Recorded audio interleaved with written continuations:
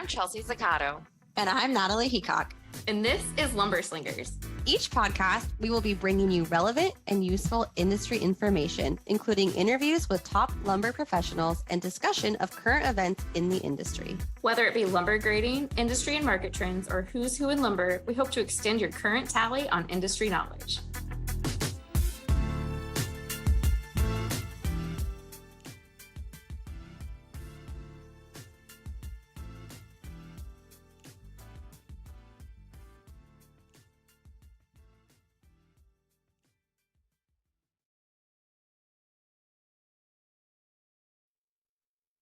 Good morning. Good morning. How are you? I am good. How are you doing? Oh, I am wonderful because we're twinsies. NAWLA twinsies. We are twinsies. Look, check What? it out. Amazing. So, What are the odds, yes. right? What are the odds? That's weird. What a quinky dink. Yeah, so we are, we're prepping for Traders Market in 2 weeks in Kansas City. So that's exciting. It's crazy that's less than 2 weeks. I was It's looking at less the than calendar. 2 I was weeks. just like, is this accurate? Like it just time has been flying. I'll tell you what, it's bonkers. So I know. I can't believe it's already here.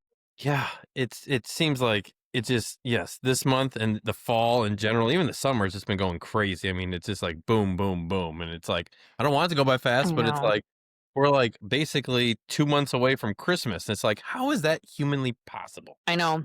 Well, I put my calendars on my fridge like 3 months at a time. Mm-hmm. It's my house for its calendar. So like we're all on the same page of like when Adam is traveling or when I'm traveling or, whatever. So it's very helpful.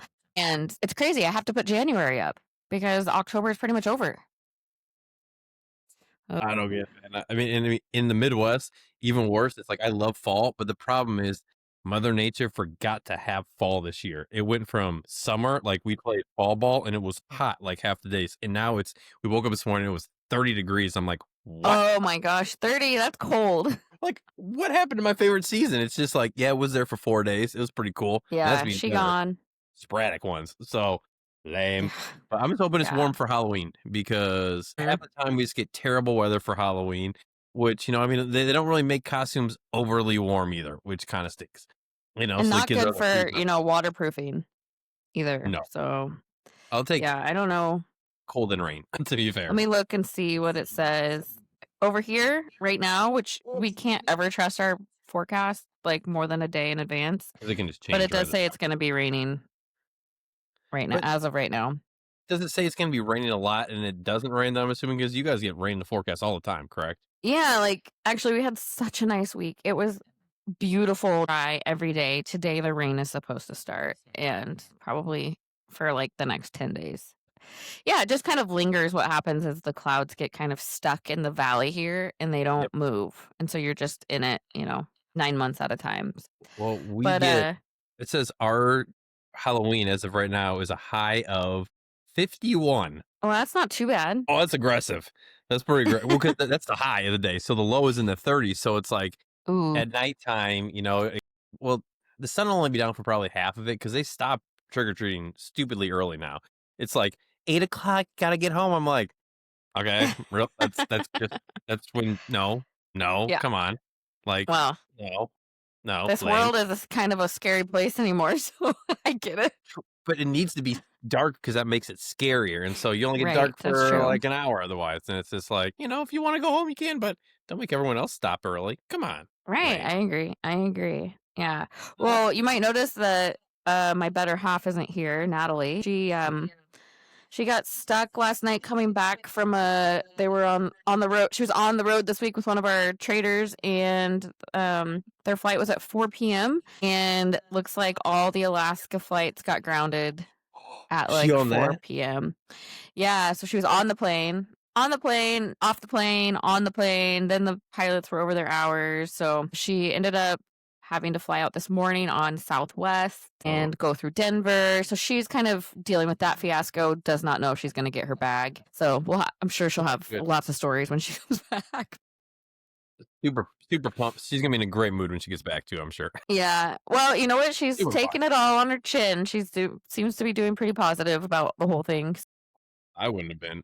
At that point, I would Yeah. have been like, I'm past it. Well, after a long week, that is the hardest thing to deal with, especially if your flight is late in the day, because there's not a lot of time to react. Like, you might have one more flight, especially somewhere like Portland doesn't have a ton of direct flights. And so getting here on a direct out of anywhere is like, pray for that, because you usually won't find that. So Yep. one time, my other colleague, Kalena, and I were up in Burlington, Vermont, and our flight got canceled, which meant we were going to miss our connection to get home. It was a Friday night. We rented a car, drove all the way to Newark, and got on a plane to get home.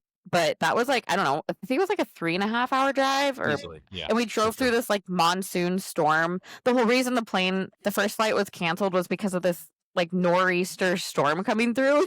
And so you're like, we were like, oh, well, we can just drive to another airport. And then when we were driving, I had white knuckles. I was like, this is why. This is why. You're like, this is why they cancel it. It all makes sense now. Yeah, probably shouldn't be driving through this. Anyway, but so we hope Natalie gets home safe and sound today, and I hope she can squeeze a nap in. So without further ado, let's get into the news. Oh yeah, I did want to give one random update from last week about what we talked about, how I spoke about like that Ed Gein show. I wanted to let people know if they're listening that they should not watch that show. Don't watch that. I should not have brought it up. It was an awful idea to bring it up unless It's you so are. funny. It is because you were like Taylor Swift and Ed Gein, and I'm like, when I finally figured out what that was, I was like, those are very opposite things. They are. It gets the show, like if you watch the first couple episodes, you're like, this is pretty aggressive. Well, even though that's aggressive, it gets so much more aggressive towards the end of the show. And it's just really honestly not a good series in my opinion. And it's something else. So yeah, I don't recommend it to most people. Okay. You gotta be a special person to want to watch that, you know. I mean, it's got some funny lines in it though that are just incredibly insane. But like the cold cut line, so I don't know if you've seen that on TikTok. It's like sinful cold cuts. It's got some really bad dialogue in it. That's pretty funny. But yeah, don't recommend. It's not worth watching 8 episodes just to hear these random lines. Okay. Well, my trash TV that I just wrapped up was Love is Blind. I was also very interested because it was in Denver, you know, where I'm from. Oh, yeah. This show did not make Denver look very good. I mean, you think that altitude, you know, probably affects our brains a little. So that's what I'll say about that. But I'm also just starting the 2nd season of Nobody Wants This with Adam Brody and Kristen Bell. It's a good show. And then there's a new show with, do you know who Tim Robinson is? Why do I know that name? Yes, I know that name. I know He's like been a writer for SNL for years, but he has a show on Netflix called, what the heck is it? I Think You Should Leave. Okay. And he just came out with a new series called The Chair Company. It is, they release 1 episode every week. So it's just his comedy is like my style. It's pretty funny. It's a very unexpected. It's not what you'd expect. The show being called The Chair Company. You think it's a bunch of people that work at the chair company. It's not. It's about something completely, man, a chair is involved, but I would recommend that one if you like to laugh a little. I need to laugh because October, I just go hard in the paint watching horror movies. I've watched so many this month. So at the end of the month, and once again, as I can say, horror movies. At the end of the month, I'm going to need something to cleanse the palate, you know, before Christmas. Yes, I'm going to have to shift gears dramatically. Start with I Think You Should Leave and see if you like his style of humor. And let me know what you think. A movie or a series too? It's a series on Netflix. It's like short episodes, so not too much of a time commitment. Okay. That name sounds so familiar. I'm going to have to go look that up. I bet if you see his face, you'll recognize. Yeah. Yeah, I need to do that. All right. So let's get into some lumber news. Oh, yes. Where would you like to start? Well, there was I guess we should maybe mention what happened last night outside of the Alaska Airlines grounding. We saw an announcement from Trump about, you know, our neighbors to the north. Yes, he's currently, quote, ending trade talks with Canada because of an ad that he was not a fan of that used Reagan, and he took, I guess you could say, offense to that, so to speak. So, yeah, currently it's just kind of at a standstill. Yeah, it was. Yeah. It's just it's like walking on eggshells, you know. It's like you can't make the wrong move right now. You can't do anything. You have to just, I mean, you probably could be looking in the wrong direction and something like that would happen. So not a good spot to like, I mean, it's a lot because I mean, it's hard, like we've spoken about before, to have any sort of planning. And then when you see things like this, and because it makes it feel like it can also be just strategic, but somewhat emotional, if that makes sense.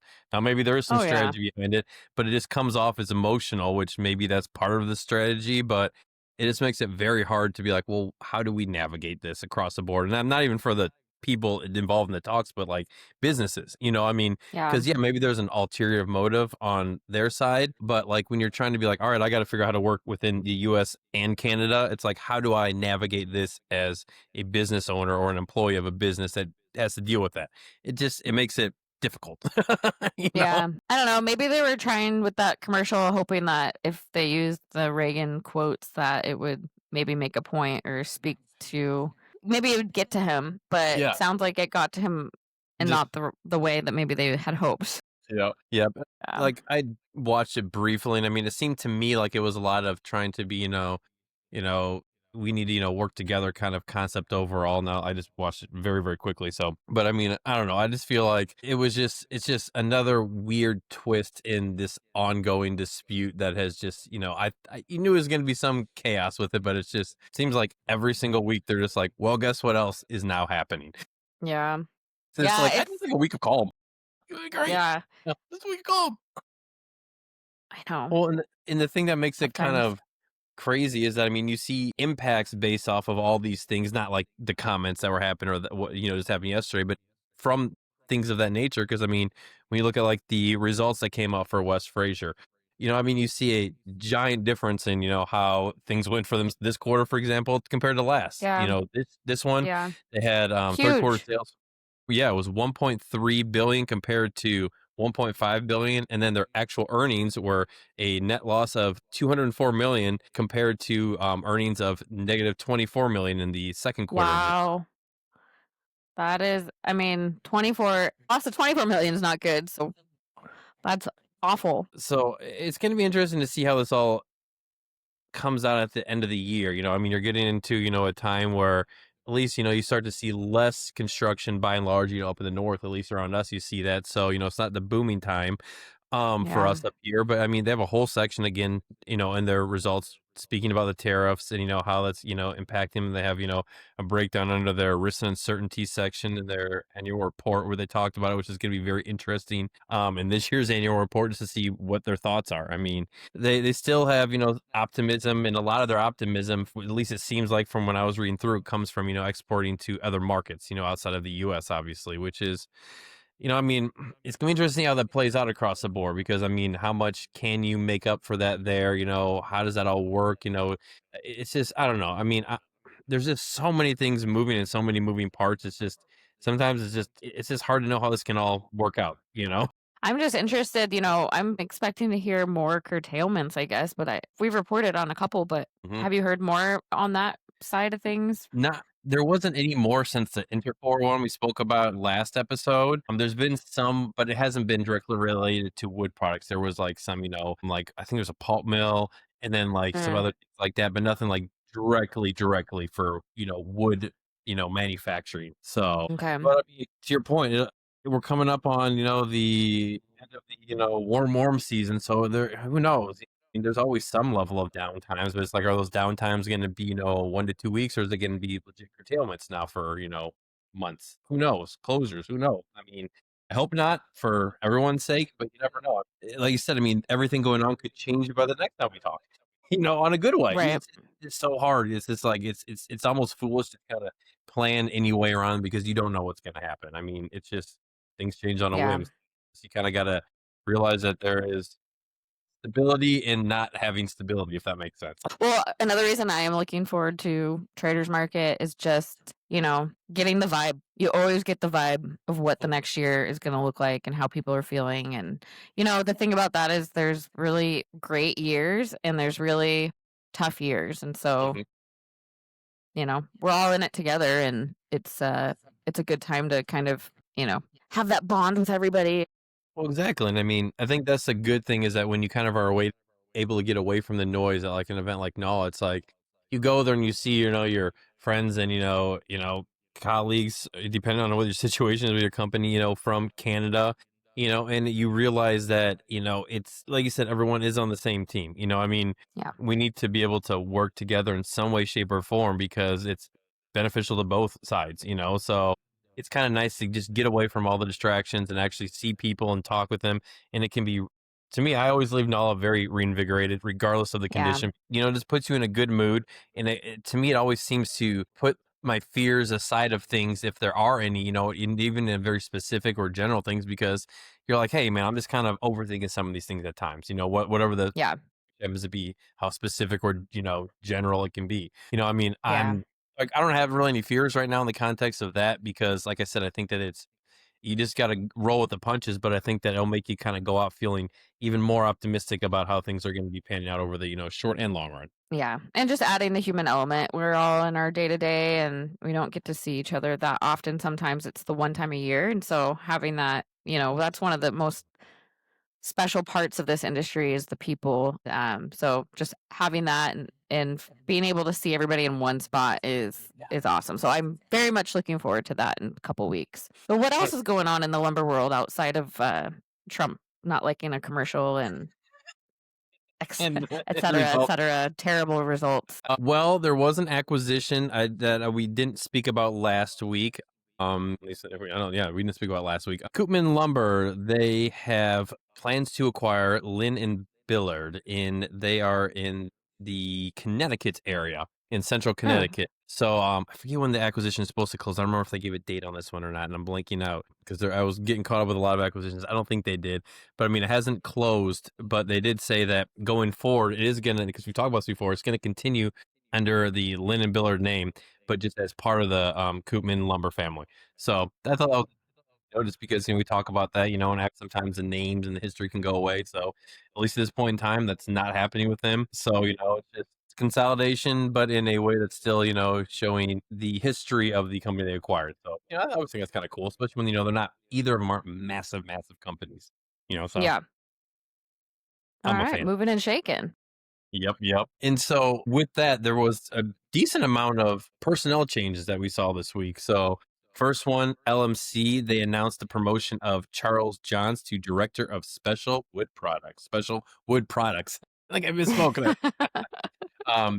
Charles is succeeding Ron Thompson, who retired after 25 years. So Wow. congratulations to both of them. Congrats. Retirement. Yeah. LMC seems to be making some a lot of internal movement. That seems like there's some people retiring and a lot of, the kind of the next group coming into the leadership position. So good to see. Exactly. So, another company which we've seen making some, promotional moves also is Gulfeagle Supply. They appointed Brad Powers as Chief Revenue and Operations Officer. He is succeeding Kurt Schwan, who is pursuing an executive role at another company in a different industry.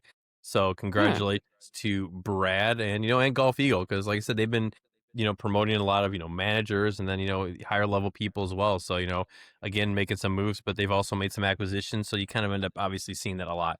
Putting people when you get more need for more oversight or consolidation, whatever it ends up being. Right. And speaking of like kind of consolidation with strategy, Kodiak Building Partners, who is a common topic with us with acquisitions or personnel changes, they promoted Beau Hayes to Senior Vice President of Channel Strategy. Way to go, Beau. So there we go. So like Way to go, Beau. There we go. There was quite a bit, and there was even more, but a lot of them were other companies. Like there was like Canadian National, promoted some people as well. So it's been a good time for being employees, I guess. If you want to be promoted.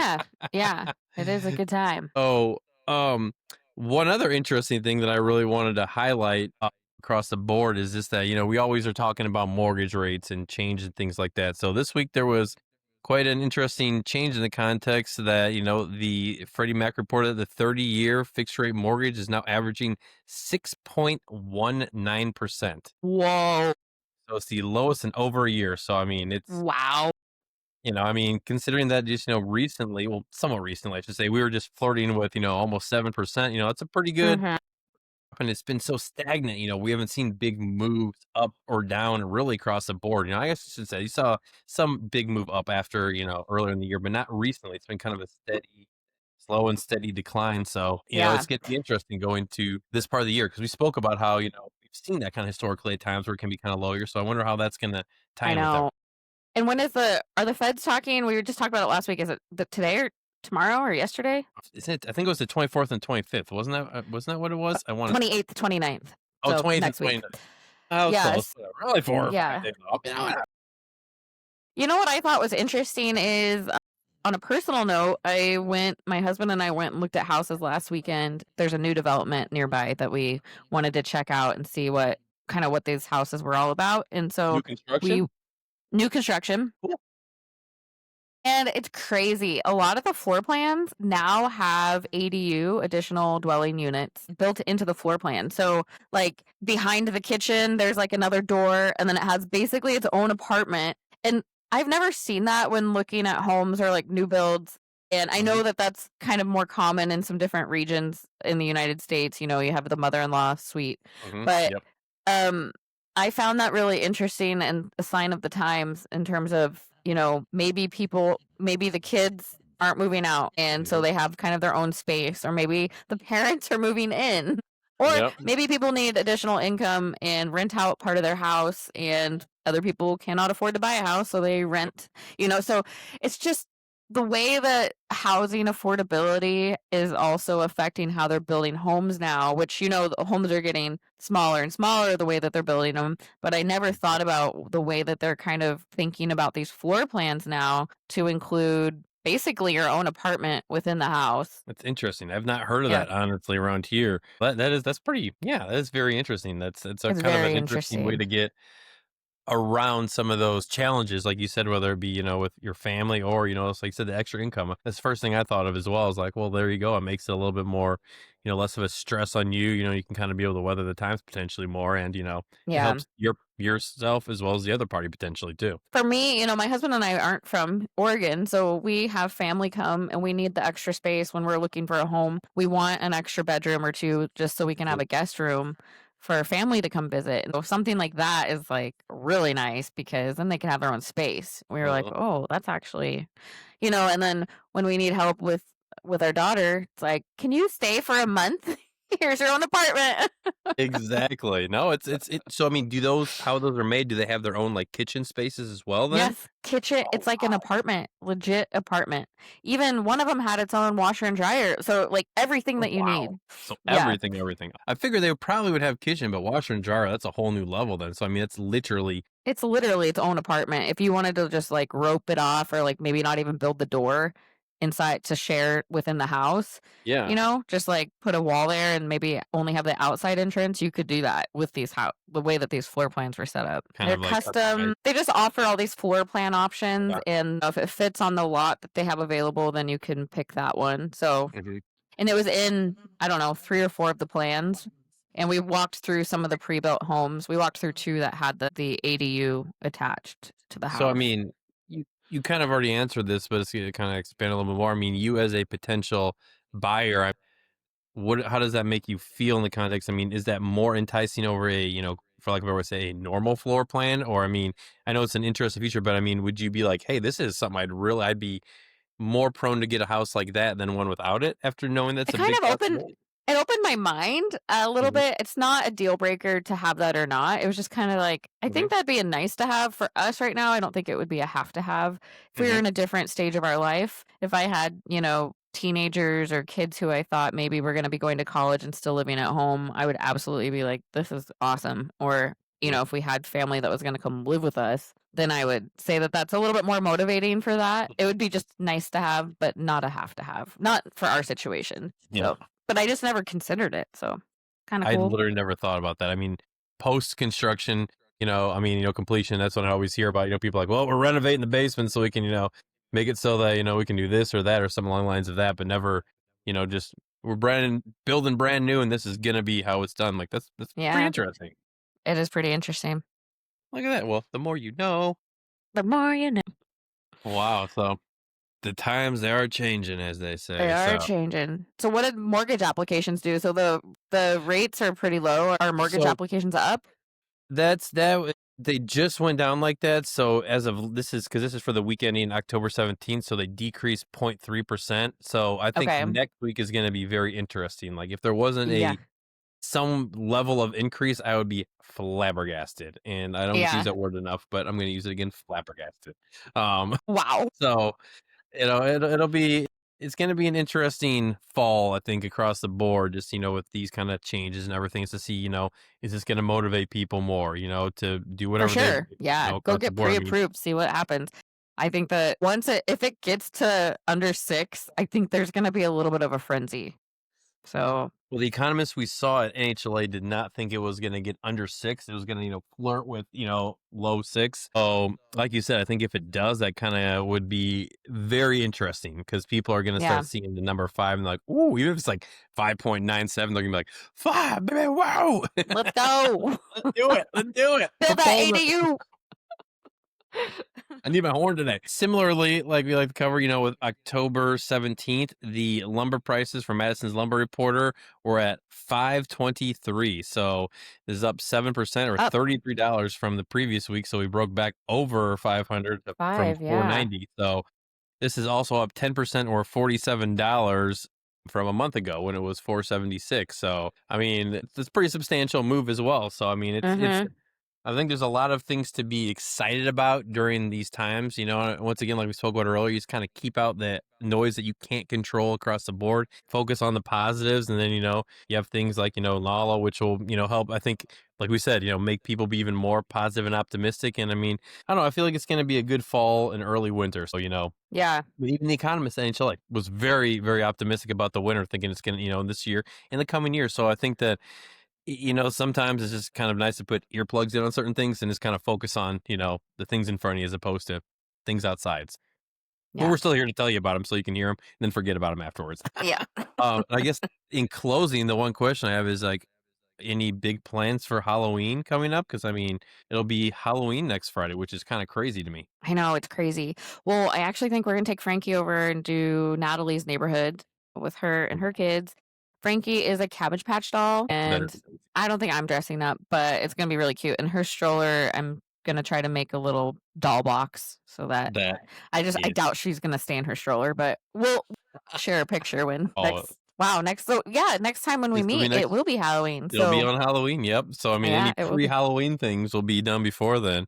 Okay, well, maybe we should dress up for the episode. Oh, that's a good idea. I don't know, but the costumes I have are all very scary. So I'm going to be, unless I guess I do have one that I can dress up as a giant hot dog and things like that. So a lot of mine are because I dress up as a clown and I have like all these decorations. I get there and I just try to scare all the neighborhood kids. And I have an animatronic this year that I bought from, as we call it, the Spirit of Halloween. Trent. Trixie. So it's gonna my goal is always to scare the neighborhood kids, because it makes me really happy to do that, because I think it's funny and they all enjoy it. Their parents love it. So yeah, I'm sure. Well, how about this? How about you surprise us next week with an outfit, scary or hot dog? We'll wait and see. Or I have other ones like that too, so I'm gonna have to think about what I want to do. I have a couple other ones that are interesting too. So one of the things, my nephew had a haunted house he created in his garage last weekend that he put together. Wow. And he like surprised me showing it, and that he had friends that were live actors. I helped him and I dressed up in one of my creepy outfits and scared the kids in line, but it was very impressive. So I mean, the next generation is going to be okay. He's carrying the torch of awesomeness when it comes to haunted houses. His dad hates horror movies. So, apparently, all my talk about, Taylor Swift and Ed Gein, it's actually working out in the long run. Keep me young, Trent. Good. All right. Well, hey, I'll see you next week. All right. Sounds like a plan. Thanks for the news. All right. Have a good one. Bye-bye.